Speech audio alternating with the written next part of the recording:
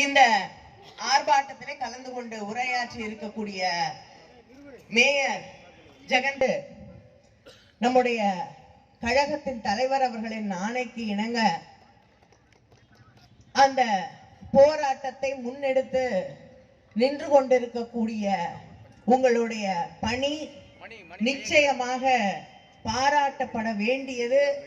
அதே நேரத்திலே ஆளும் கட்சியாக இருந்தாலும் எதிர்கட்சியாக இருந்தாலும் திராவிட முன்னேற்ற கழகத்தின் போர் குணத்தை, போராட்ட குணத்தை யாரும் மாற்றிவிட முடியாது என்பதையும் இது காட்டுகிறது.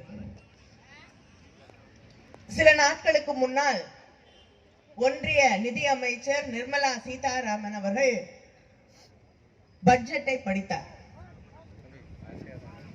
அந்த பட்ஜெட்டை படிக்கும் போது பல பேருக்கு சந்தேகம். நாங்க டெல்லியிலே நாடாளுமன்றத்திலே அறிவித்திருக்கிறார்கள், வருமா வராதா தெரியாது. நான் எனக்கு தெரிஞ்ச ஒன்றிய அரசாங்கம் அறிவிப்புகளை மட்டுமே செய்யும். அதுக்கப்புறம் என்ன ஆச்சுன்னே தெரியாது. இன்று இவங்க மைனாரிட்டி மக்களுக்கு எதிராகவே இருக்கக்கூடியவர்கள்.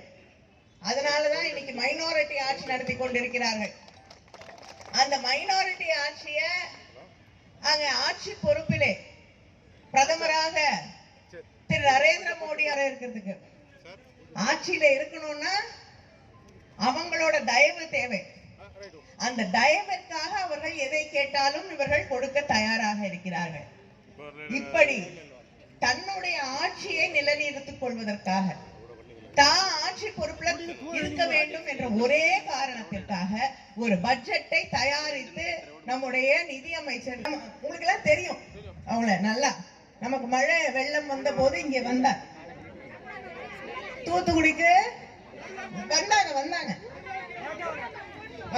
வந்து இங்க இருக்கக்கூடிய நம்ம கலெக்டரேட்ல எல்லாம் உட்கார்ந்து எல்லார்கிட்டையும் இங்க என்ன நடந்தது, மழை வந்ததை பத்தி எல்லாம் கேட்டுட்டு, அப்புறம் நம்ம நிதி அமைச்சரை அழைத்துக் கொண்டு எல்லா இடங்களுக்கும் சென்று பார்வையிட்டு விட்டு முக்கியமான ஒரு கருத்தை சொன்னார்கள். என்ன, கோயிலுக்கு போனீங்கன்னா தட்டுல காசு போடுங்க, உண்டியல்ல போடாத. அதனால சொல்லிட்டு அவ்வளவுதான். போனவங்க தமிழ்நாட்டை பத்தி சிந்திக்கவும் இல்லை,